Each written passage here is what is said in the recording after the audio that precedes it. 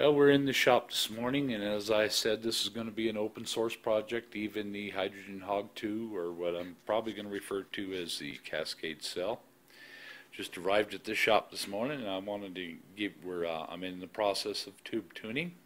I just wanted to show you our material. Here we have some 12-inch sections of 316L. You can see these are going to be our outer tubes for boosters.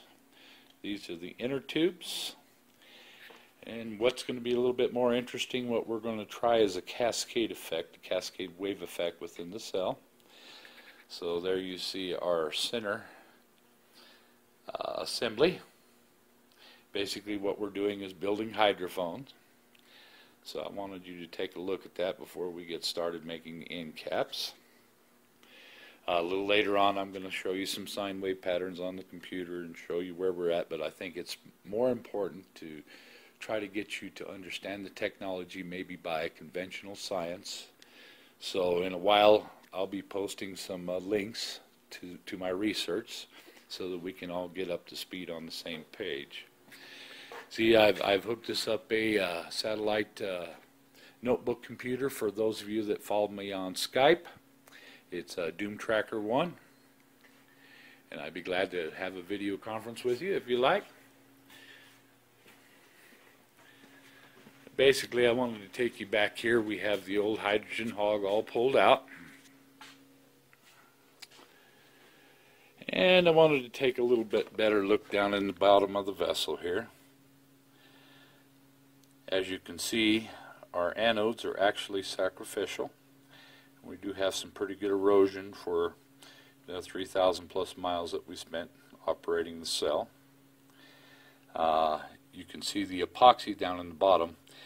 Now what I found was very interesting is that I didn't want to give up a lot of the surface area that we had between the tubes, but it meant cutting the outer tubes a lot shorter to get 180 degrees out of phase for the attenuation. So basically I was able to seal the bottom of the tubes, and actually they are countersunk within the epoxy in the bottom of the vessel. So this allows me to have a big chamber, but as you can see the tubes are kind of snubbed up the side by the epoxy, and this gives them the proper tune to be 180 degree phase out with the inner tube, but doesn't make me sacrifice a bunch of square inches around in the surface area inside of the tubes. Sorry, a little groggy this morning.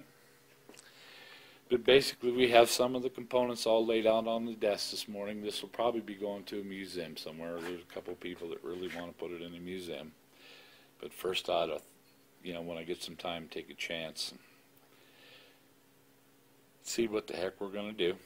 Anyway, this Fast Freddy, this is probably the last video that you're going to get from me for a little while until I post everything.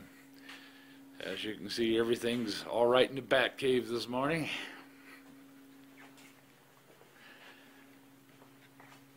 Keep those prayers coming. God knows we all need it. Anyway, I'm going to be hard at work bringing Prototype 7 to life. Keep those well wishes, prayers coming. Thank you much. Fast Freddy signing.